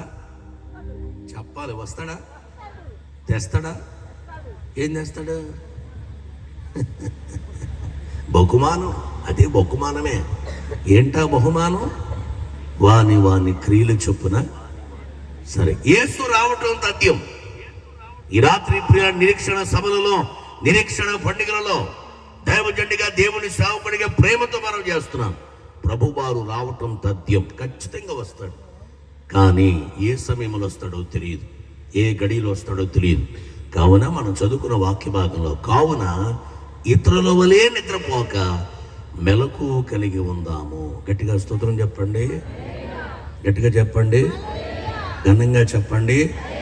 శుభప్రదమైన నిరీక్షణ పండుగల్లో కూర్చున్న మీ అందరికీ గొప్ప నిరీక్షణ ఉంది. ఏమని? ఇంత బతుకు బతికి చెప్పరేంటి కంటే పరలోకానికి వెళ్ళటం మేలని గట్టిగా స్తోత్రం చెప్పండి. ఈరోజు ఎక్కడి నుంచో వచ్చే సుధాకర్ గారు తన కుటుంబంతో కానీ ఇక్కడున్న సేవకుని బలపరిచి దైవజనుడు దాసు గారు సంఘ పెద్దలు ఇంతమంది సేవక సమూహం ఎంత అద్భుతమైన కార్యక్రమం ఇన్ని లక్షల వ్యయపరిచి ఇవన్నీ ఏర్పాటు చేయడం గల కారణం ఏంటంటే ఎలాగైనా పరలోకం వెళ్ళాలి. అంతేనేమైనా ఉందా? మాట్లాడరేంటి? ఒకడు అన్నాడు నన్ను, ఏడాయ్ మీరు నిడదవ నుంచి ఏలూరు బ్రతకడానికి వచ్చావు, బ్రతికే ఏంటి? మేమంట నిడదవ నుంచి ఏలూరు ఎలా వచ్చాను? బ్రతకడానికి వచ్చానట. ఒక మంటరు ఒప్పుకుంటే 10 కోట్లు వస్తుంది. మరి మా పని అది అన్న. బీఈడీ చదువుకున్నావు, టీచర్ జాయిన్ చేస్తాడు. మరి మేము కత్తులు పట్టుకు తిరిగిన వాళ్ళు ఏం చేస్తాం? పోనీ అది వదిలే, అది దుర్మార్గపు లోకం కనుక పాపం ఈడో తీసేస్తాడు. ఇవన్నీ అక్కడే పెట్టమాకు నువ్వు. చొక్కా లోపల అసలు ఎంత బాధలు ఉన్నాయో, ఎంత కన్నీరు ఉందో ఏం తెలుసు మీకు? అర్థమైంది? పూలబాట కాదండి ఇది, ముళ్ళబాట పరిచర్య. దైవజనుడిగా దేవుని సేవకుడిగా చెబుతున్నాను. ఓ రోజు నా భార్య వచ్చింది, ఎవరిని గుడ్ న్యూస్ ఉంది. డ్యూటీ నుంచి రాగానే గుడ్ న్యూస్ అంటున్నారు బాబు, జీతం పెరిగిందేమో 10,000 అని. సంతోషం ఏంటి? త్వరగా చెప్పాను. నేను ఉద్యోగానికి రిజైన్ చేస్తున్నాను. అది చేస్తున్నావా? అదేంటమ్మా? నేను ఉద్యోగం చేసి డబ్బులు చేస్తే దాంతోనే సేవ చేయాలంది. చెంపతో చేతితో కొట్టినట్టు అనిపించుతున్నాను. నాకెందుకు వచ్చింది గొడవరా బాబు అని చేసేసింది. ఆమె ఉద్యోగం చేసినంత కాలం కాస్త మాకు ఆర్థికంగా అటు ఇటు కొంచెం ఇబ్బంది ఉండేది పరిచర్యలో. ఆమె ఉద్యోగం విడిచిపెట్టిన తర్వాత అండి అంచెలుగా దేవుడు ఆశీర్వదించాడు. దేవునికి స్తుతి చెప్పండి, గట్టిగా చెప్పేయాలి మరి. హల్లెలూయా. నేను ఎందుకు మాట్లాడినానంటే అండి, యేసయ్య తిరిగి మన దగ్గరికి మనం తీసుకెళ్ళడానికి 2వ రాకడలో రాబోతున్నాడు. త్వరగా ఎప్పుడు వస్తాడో తెలియదు. రాకడ సూచనలు కనపడుతున్నాయి. ఈ నిరీక్షణ పండుగల్లో నిరీక్షణ కలిగే వారిగా మన నిరీక్షణ మామూలుది కదట. శుభప్రదమైన నిరీక్షణ ఉందా? ఇప్పుడే కనపడుతుంది, ఉందో లేదో? ఉందా? ఏం నిరీక్షణ బాబు, ఎందుకు వచ్చినుకోవాలి ఇది? ఒక ఆవిడ ముసుకేసుకుని చూస్తున్నా. ఇంకా ఏటి నిరీక్షణ? ఇప్పుడు మొదలెట్టావా? ఇప్పుడు ముగెత్తావు? ఇప్పుడు దాకా ఆయన పాడి వెళ్ళారు. మళ్ళీ పాటలు ఉన్నాయంట. మేమేం భోజనం చేయొద్దా? లేదు, నా ప్రసంగం అయిపోయిన అన్ని భోజనాలు ఉంటాయి. అన్న ఇక్కడ పాట పాడుతుండగానే మనం తింటూ పాటలు వినొచ్చు. మీరేం కంగారు పడక్కలే. ఎంత నవ్వింది మా అక్క, ఉన్నాయంటే అన్నట్టుగా నవ్వింది. సాంబారు కూడా వేడి చేసి తెస్తాడు. అయితే యేసు రాకడలో వెళ్ళేటువంటి వారు ఎవరు అంటే, ఇతరుల వలె నిద్రపోక మెలకువగా ఉండేవారు ఖచ్చితంగా పరలోకం వెళతారు. గట్టిగా స్తోత్రం చెప్పండి. నిద్ర అనేది మన జీవితంలో రావడానికి వీల్లేదండి. నిద్ర అనేది మన బ్రతుకులో రావడానికి వీల్లేదు. మన ఆధ్యాత్మికమైన జీవితాలు ఆశీర్వచనంగా ఉండాలి, ఉన్నతంగా బ్రతకాలి, శ్రేష్టమైన వారిగా మెలకువగలిగిన వారిగా ఉండాలి. ఎఫెసీయులకు రాస్తూ అపోస్తలుడైన పౌలు ఒక మాట అంటాడు 5:14. త్వరగా చదవండి. ఎఫెసీ పత్రిక 5:14 వచనం. నిద్రించుచున్న నీవు మేలుకుని. అమ్మా, నిద్రపోయిన వారు ఎక్కడ ఎలాగా? మీరు పాపముల చేతను అపరాధముల చేతను చచ్చిన వారైరు. ఈ రాత్రి ఎంతమంది కౌత్రములో ఉండి అక్కడెక్కడ ఉండి దేవుని వాక్యమైన ప్రతి ఒక్కరితో దైవజనుడిగా దేవుని సేవకుడిగా మనం చేస్తున్నా. నిద్రను విడిచిపెట్టాయి. యేసు త్వరగా రాబోతా ఉన్నాడు. రాకనే సూచనలు కనబడతా ఉన్నాయి. నేడో రేపో యేసు రాకనే తెలియదు. అలాంటి దుర్దినాల్లో ఉన్నావు, ఇంకా నిద్రపోతున్నావు పాపముల చేత అపరాధముల చేత. మీరు అనుకోవచ్చు, పాపమా మేమా?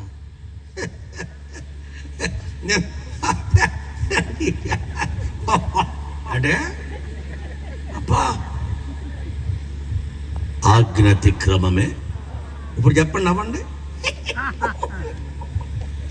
మేం పాపం చేయడం ఏంటంటే, జోసఫ్ కిషోర్ గారు ఇప్పుడు వచ్చావు నువ్వు వాక్యం చెప్పడా కోతులు. మేము ఎప్పటి నుంచో పురాతనమైన క్రైస్తవులం. నువ్వు పాపం చేసావో లేదు నీతోనే చెప్పిస్తా. నువ్వు పాపంలో ఉన్నావో లేదు నీకు అర్థమవుద్ది రాత్రి. ఆజ్ఞ అతిక్రమమే ఆజ్ఞ అంటే ఏంటి? దేవుని మాట. దేవుని మాట ఎవరు చెప్తారు? సేవకుడి నోట బయటకు వస్తుంది. సేవకుడి నోట విని దాని ప్రకారంగా బ్రతకకపోవటం పాపమా కాదా? మాట్లాడదే పాపమేగా. సేవకుడు మాట వింటం కాదు తమ్ముడు, దాన్ని బట్టి మనం ఏం చేయాలి? నడుచుకోవాలి. ప్రభులో క్రీస్తు మహారాజ్కి వాక్యాన్ని వినడం కాదు, వాక్య ప్రకారంగా నడవాలా, వాక్య ప్రకారంగా బ్రతకాల. వాక్యం ఏం చెప్పింది? నేను పరిశుద్ధిని కనుక మీరును. ఇప్పుడు చెప్పండి, దశమ భాగము రాతి అన్నాడా?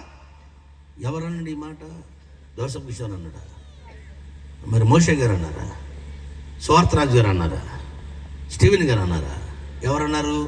సాక్షాత్తు ప్రభు అయిన క్రీస్తు చెబుతున్నాడు, దశమ భాగము నాది అన్నాడు. ఎంతమంది నిజం చెప్పండి, గుండికాయ మీద చేసుకుని చెప్పండి, దశమ భాగం ఇచ్చేవాళ్ళు ఎంతమంది?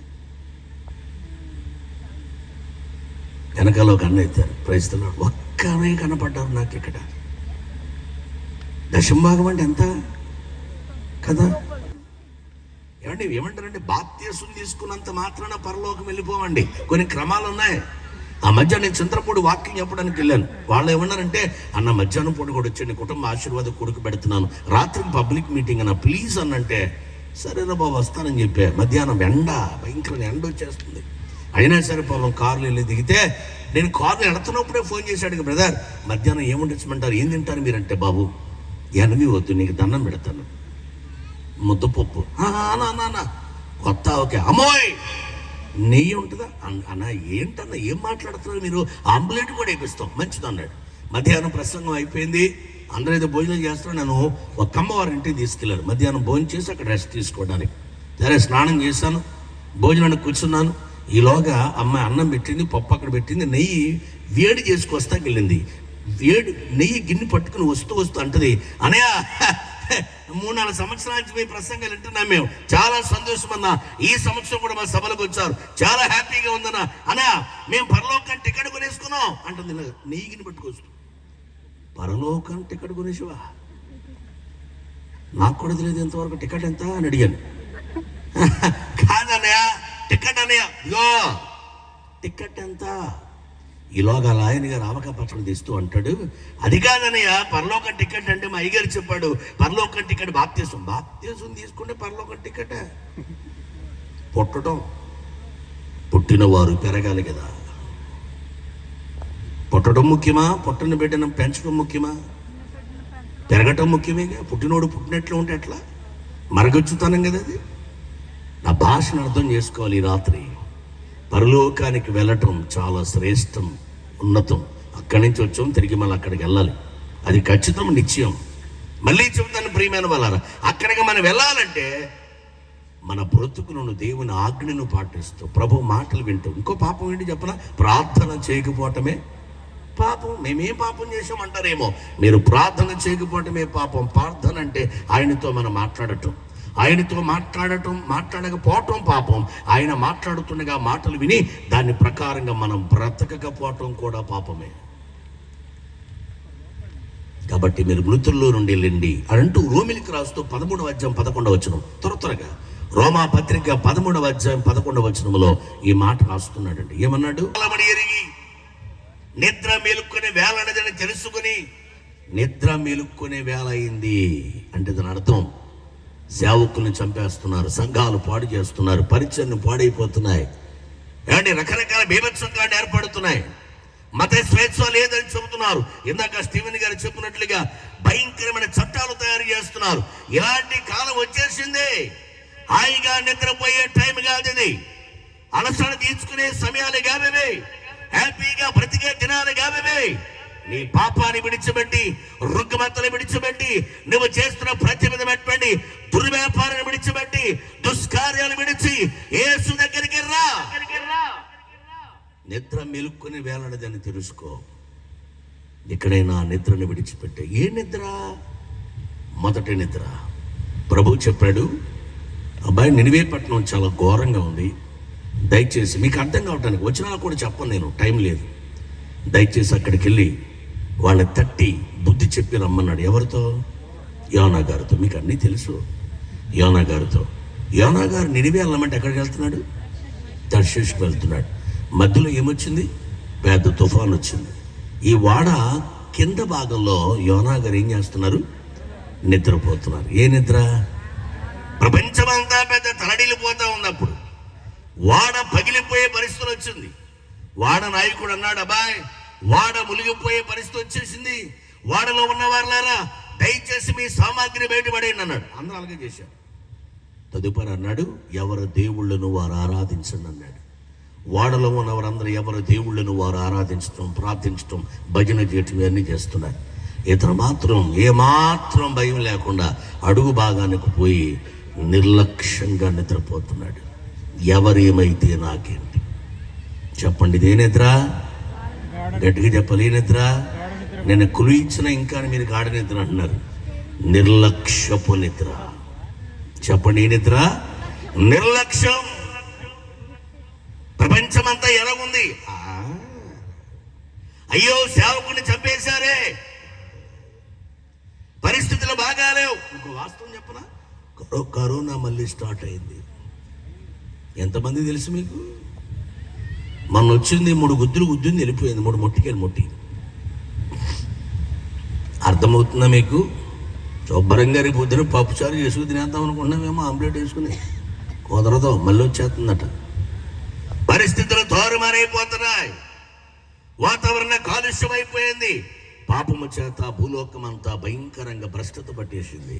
అలాంటి దినాల్లో యేసయ్య చెబుతున్నాడు, ఇకనైనా మీరు లేవండి. ఈ నిద్ర నిర్లక్ష్యపు నిద్ర. ఈ సభలు ఎవరి కోసం? నీ కొరకు. ఈ వాక్యం ఎవరి కొరకు? నీ కొరకే. ఈ పాటలు ఎవరి కొరకు?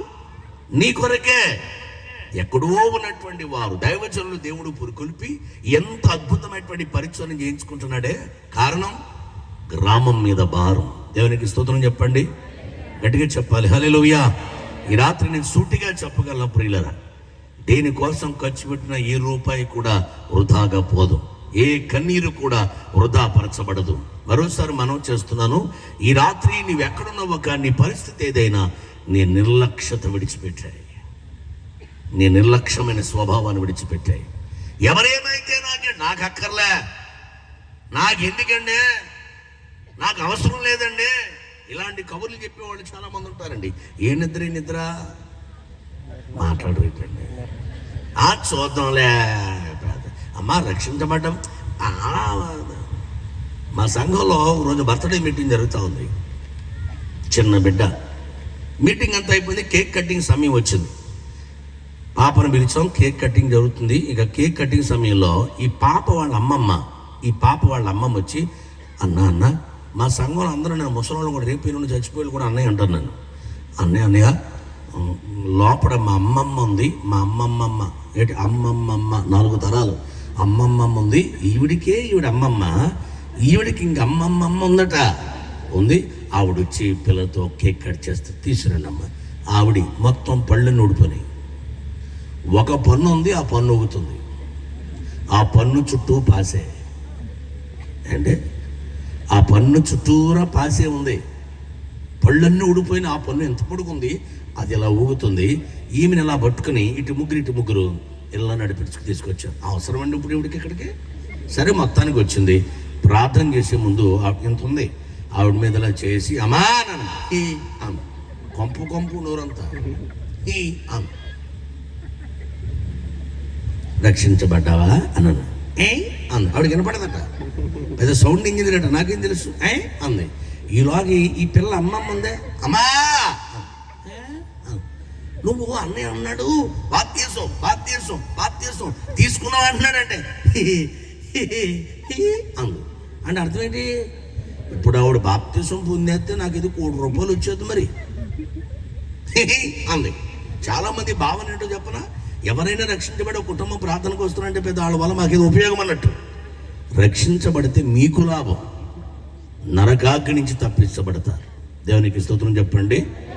దైవజనుడిగా ప్రేమతో మనం చేస్తున్నాను, జాగ్రత్త ప్రియులరా. రాకడ గుర్తులు కనబడుతున్నాయి. మరలా ఈ నిరీక్షణ పండుగల్లో స్పష్టంగా పరిశుద్ధాత్మ దేవుడు చెబుతున్నాడు. అమ్మాయి ఎలాగంది, సరే మొత్తాన్ని కట్ చేసిన మొక్క నేను తీసి ఆ పిల్ల నోట్లో పెట్టాను. ఆ పిల్ల ఇంత కేక్ ముగ్గు తీసి నాకు పెడతంటే వీళ్ళ అమ్మమ్మ, అయ్యగారు కాదు ముందు అమ్మమ్మ పెట్టు అమ్మమ్మ అనగా నేను కొంచెం దూరం అయ్యాను. ఎందుకు? కొంపు కదా, భరించలేనంత కొంపు. దూరంగా వచ్చాను. ఈలోకి కేక్ ముగ్గు తీసి ఆ చిన్నపిల్ల పళ్ళు ఊడిపోద్ది అనుకున్నాను నేను, కేకులోకి వెళ్ళిపోయి మొత్తానికి అలా పట్టుకుని అంటే మొత్తాన్ని సగం మొక్క కొరుక్కుంది పామ ఆ ఒంటి పనుతో కదిలిపోయే పనుతో ఒక మొక్క కొరుక్కుంది. ఆ మిగిలిన మొక్కనే సగం మొక్కనే అయ్యగారు పెట్టి అంటున్నారు వీళ్ళు. ఏడి ఏ మొక్కనే? పాసి మొక్కనే. చెప్పండి ఏ మొక్క అది? అంత అవసరం పెట్టారా నాకు? నేను అన్నమ్మా నేను కేక్ తింటా మానేసానుగా. అదేంటన్నా క్రిస్మస్ తిన్నావు కదా అన్నయ్య. అప్పుడు తిన్నా ఇప్పుడు తిన్నావు అన్నయ్య. నువ్వు అన్న మా బిడ్డకు ఆశీర్వాదం తినాలి. ఎక్కడ పరీక్ష రాదు నాయన. ఆ పాస మొక్క తినకపోతే బిడ్డకు బ్లెస్సింగ్స్ రావట. ఇంకో మొక్క తీసి పెట్టవచ్చుగా. వద్దు అనే నువ్వు తినాలి. నువ్వు తినకపోతే నీ కడుపు లేదు. ఎంత పెద్ద కడుపు ఉంటే మాత్రం కడుపులో పెట్టేసుకుంటావా? నీకు దండం పెడతాను తల్లి, నాకు కేక్ వద్దమ్మా. నేను ఎందుకు ఇది అంతా చెప్పానంటే వారం 10 రోజుల తర్వాత ఈ పిల్ల అమ్మమ్మ మా ఇంటికి తెల్లారుజామున వచ్చి తలుపు పడుతుంది. ఇలాగే మీటింగ్ చూసుకుని ఇంటికి వెళ్ళండి 4 అయింది. తెల్లవారుజాము స్నానం చేసి పడుకున్నాను. అప్పుడే పడుకున్నాను. వచ్చి తలుపు కొడుతున్నారు గేటు. మా పాస్టర్ గారి దగ్గరికి వెళ్ళి తప్పమ్మా గేట్ ఎందుకంత సౌండ్ చేస్తాం? ఇప్పుడే వచ్చాడు అయ్యగారు. అలా కొట్టకూడదు తప్పడు. వదినమ్మా మా అమ్మ మా అమ్మ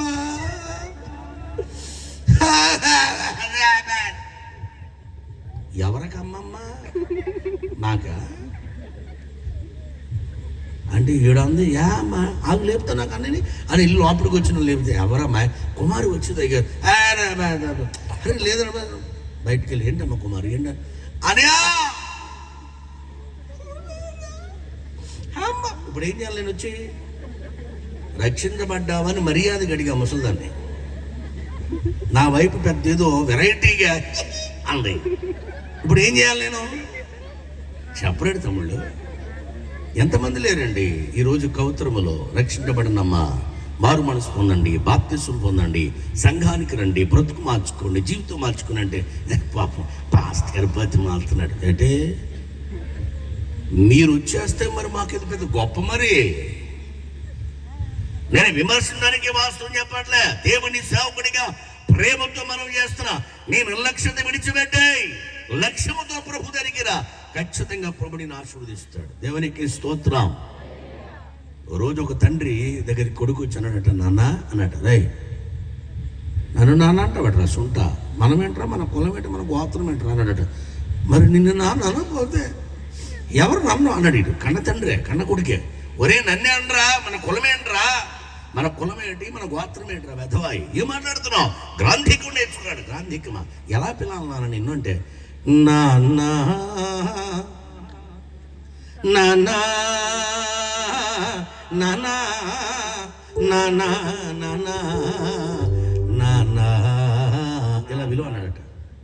5వ తరగతిలో ఉన్నప్పుడు నేర్పడి ఈ ఈ గ్రాంధికు అలాగే నాన్న అన్నాడు. పిల్లరా వీడికి బలపం కావాలి, స్లేట్ కావాలి, అన్నీ కావాలి. ఈ 10th క్లాస్కి వచ్చేసాడు. 10th క్లాస్లో మొత్తానికి ఏం కావాలన్నాడు, పెద్దోడు అడుగుతున్నాడు నానా నానా నానా నానా నానా నానా నానా.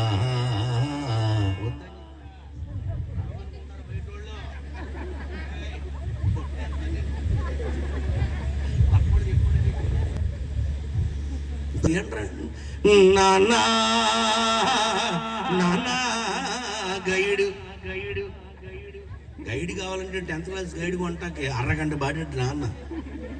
10th క్లాస్ పాస్ అయ్యాడు. ఎట్టకేళ్ళకి మొత్తానికి ఇంటర్మీడియట్ ఫస్ట్ ఇయర్, సెకండ్ ఇయర్కి వెళ్ళాడు. సెకండ్ ఇయర్ కాలేజ్ ఫీజు కట్టాలి. కౌతూరు నుంచి ఏ ఊరు వెళ్ళాలి కాలేజ్కి? బందరే కదా, గుడివాడేనా? నాన్నా నానా గంట బాడేట్టు నాన్న. ఉంటుందన్నా కట్టించుకున్నావుడే ఏంట్రా రాడు ఎవడు ఏంట్రా నాన్న గంట పాడిన తర్వాత కాలేజీ ఏంటది ఇడే పెద్ద లేచి కాలేజీ కాలేజీ కాలేజీ 12 అయిపోయింది. కట్టించుకున్నాడు, వెళ్ళిపోయింది.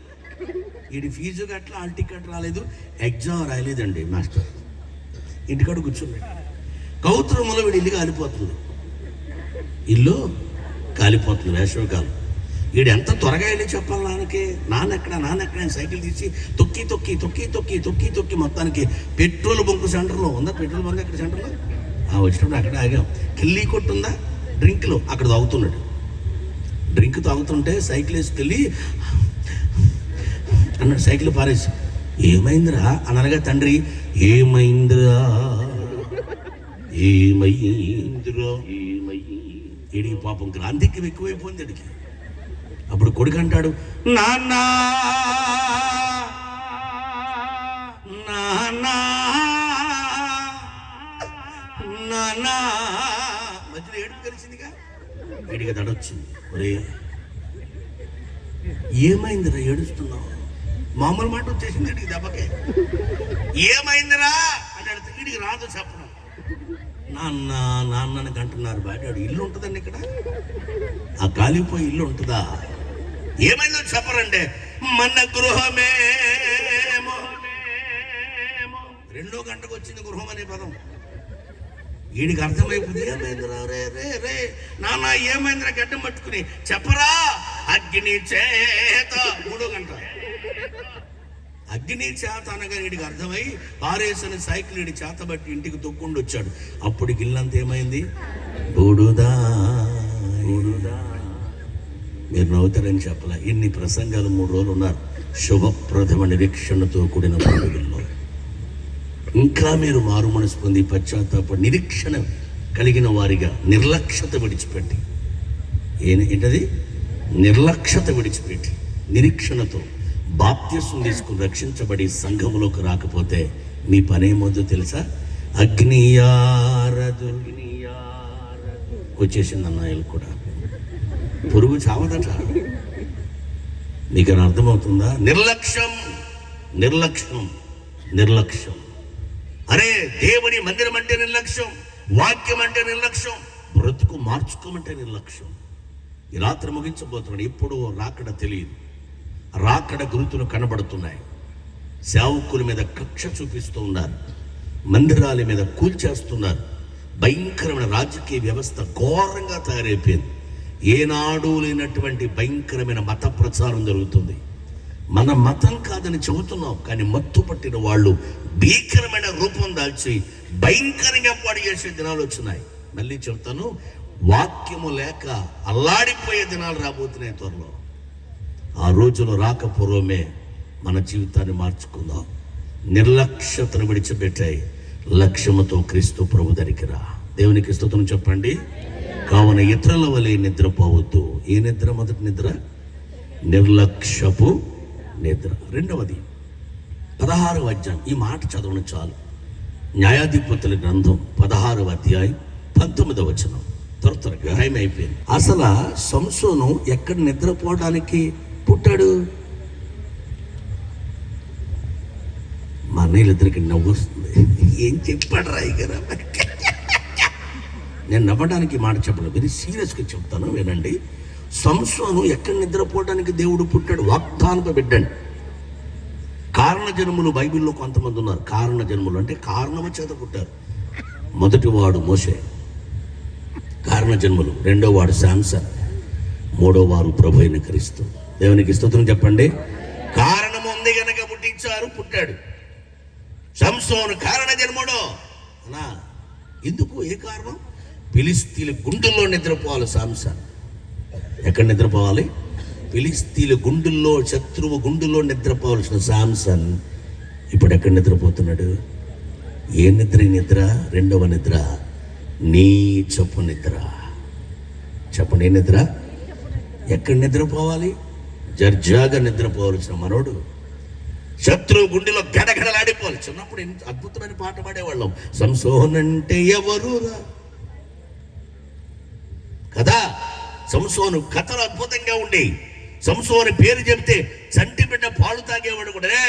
పాలు తాగవా? సంసోను ఆ మొత్తం మధ్యాహ్నం అని తాగబడ్డాడు. చంటి బిడ్డకు కూడా ఇది. ఎవడైనా ఫిలిస్తీయుడు భార్యని కొడుతుంటే సాయంత్రం సంసోను ఈ మార్గాలు వస్తాడట చెబుతారు అనగానే అయ్య బాబోయ్ అని చెప్పి బతిమాలుకునేవాడు భార్యని. సంసోన్ అంటే హాడల్. అట్లాంటి అభిషక్తుడైనటువంటి సంసోన్ ఇప్పుడు ఎక్కడ నిద్రపోతున్నాడు? నీచపు నిద్ర.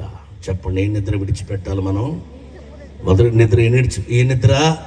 యేసు రాకడ సమీపంగా ఉంది గనక, రాకడ గుర్తులు కనబడుతున్నాయి గనక, నేడు రేపు యేసు త్వరగా వచ్చేస్తున్నాడు గనక, ఆ రాకడలో నిరీక్షణ కలిగిన వారిగా శుభప్రదమైన నిరీక్షణతో మహిమ మేఘమెక్కి ఆ మధ్యాకాశానికి మనం వెళ్ళాలంటే, ప్రభు ప్రక్కన కూర్చోవాలంటే నిర్లక్ష్యపు నిద్రను విడిచిపెట్టాయి. రెండవది నీచపు నిద్రను విడిచిపెట్టాయి. ఏ స్వభావం? భార్య ఉండగానే భార్య, భర్త ఉండగానే భర్త, వరుసవాయువు లేని పాపాలు, భయంకరమైన దుర్మార్గపు దృష్టి, లోకం పాపం చేత కాల్చబడిగా ఉందని ఎరిగి వెచ్చలివిడిగా తయారైపోయాడు. విడిచిపెట్టాయి ఈ రాత్రి నీ పాపం, విడిచిపెట్టాయి ఈ రాత్రి. ఏ పాపంలో ఉన్నామో, ఏ భయంకరమైనటువంటి పాపం నిన్ను భయంకరంగా బంధించిందో, ఆ పాపాన్ని విడిచి, నీచపు తలంపులు విడిచి, నీచపు బుద్ధిని విడిచి, నీతిమంతుడైన యేసు దగ్గరికి రా. ఖచ్చితంగా నీ నిరీక్షణ నిన్ను సిగ్గుపరచనీయదు. గట్టిగా స్తోత్రం చెప్పండి. ఖచ్చితంగా నీ నిరీక్షణ నిన్ను సిగ్గుపరచనివ్వదు. ఇక వచ్చిన వద్దులే. ఒక అధికారి గుడారంలో పడుకున్నాడు. ఒక ఆమె గుడారంలోకి వెళ్ళింది. ఇంత సుత్తు పట్టుకుంది, ఇంత మేకు పట్టుకుంది. వినండి ప్రియులరా, ఈ నొసర మీద పెట్టి సుత్తు పెట్టి కొట్టింది. ఎవరతడు? సిసెరా. న్యాయాధిపతుల గంధంలో ఉంటాడు సిసెరా. ఏమండి, సిసెరా నిద్ర, గుడారంలో నిద్రపోతున్నాడు. ఈమె గుడారంలోకి వెళుతున్నప్పుడు శబ్దం రాదా? ఎవరక్కడ అని లేవాను కదా. చచ్చిపోయేవాడండి. ఇంతకంటే పెద్ద శబ్దాలు పెట్టినా, తమ్ముడు కోటి, ఎంతకంటే పెద్ద శబ్దాలు పెట్టినా లేవరాళ్ళు. ఎందుకు? చచ్చిపోతారు కదా. సరే, ఇక్కడ మేకు పెట్టిందండి. అప్పుడైనా చివుక్కు మంది బ్లడ్ వచ్చింది. అప్పుడే లేవాలిగా. మొన్నే 3 మేకులు పడ్డాయి మన మీద. కరోనా అనే మేకు 1, 2, 3, 4 కనపడలేదులే. ఇప్పుడు మళ్ళీ స్టార్ట్ అయింది. అన్ని భయంకరమైన గాయాలతో కూడినటువంటి రోజులు వస్తున్నాయి. రోజులు కనబడుతున్నా కూడా ఇంకా మన స్వభావం నిద్ర లేకపోతే ఎలాగా? అది ఏ నిద్ర? శిశరా నిద్ర, నాశనపు నిద్ర. చెప్పండి, ఏ నిద్ర అండి? నిర్లక్ష్యపు నిద్ర విడిచిపెట్టకపోతే, నీచపు నిద్ర విడిచిపెట్టకపోతే. మూడవది నీరసపు నిద్ర ఉంది. టైం లేదు కనుక ముగిస్తున్నాను. ఈ నీరసపు నిద్ర కూడా విడిచిపెట్టకపోతే చివరికి మనకు వచ్చేది నాశనం. ప్రభు చెప్పాడు, నేను నశించిన దానిని వెదకి రక్షించడానికి వచ్చాను అన్నాడు. నాశనం చేయడానికి రాలే. ఈ రాత్రి శుభప్రదమ నిరీక్షణతో పండుగల్లో మనం ఉన్నాం. మన నిరీక్షణ, మన ప్రార్థన, మన విజ్ఞాపన ఏమండి, మనం చేస్తున్నటువంటి క్రైస్తవ భక్తి జీవితం మనను నవ్వులు పాలు చేయకుండా, ఏమండి మన నిరీక్షణ సిగ్గుపరచకుండా నిత్యరాజ్యమైన పరలోకానికి మనం తీసుకెళ్ళడానికే యేసు ఇష్టపడుతున్నాడు. ఆయన మనం అక్కడ తీసుకెళ్ళడానికి ఆకాశానికి భూమికి మధ్యలో వేలాడాడు. అన్యాయంగా తీర్పు తీర్చబడ్డాడు. మన కొరకు రక్తాన్ని కార్చాడు, ప్రాణం పెట్టాడు. మన కోసం ఎక్కడ బలిపశువుగా బలి అయిపోయాడు. ఈ రాత్రి, చివరి రాత్రి యేసయ్య సూటిగా మనతో మాట్లాడుతున్న మాట, బ్రతుకు మార్చుకో, జీవితం మార్చుకో, ఆ రక్తంలోని భయంకరమైన పాపాన్ని కడుక్కో. ఖచ్చితంగా ప్రభుని ఆశీర్వదిస్తాడు. ఇంత డబ్బు ఖర్చు పెట్టి, ఇంత సభ ఈ మారుమూల ఈ ప్రాంతంలో ఏర్పాటు చేయడానికి, ఇంత అద్భుతమైన గాయకుల్ని, అద్భుతమైన సేవకుల్ని రప్పించి ఇంత అద్భుతంగా కార్యక్రమాలు చేయడం గల కారణం నీచపు తలంపులను, నిర్లక్ష్యపు బుద్ధిని, నీరసపు స్థితిని విడిచి నాశనము కాకుండా పరలోకానికి వెళ్ళాలని ప్రార్థన చేసుకుందాం.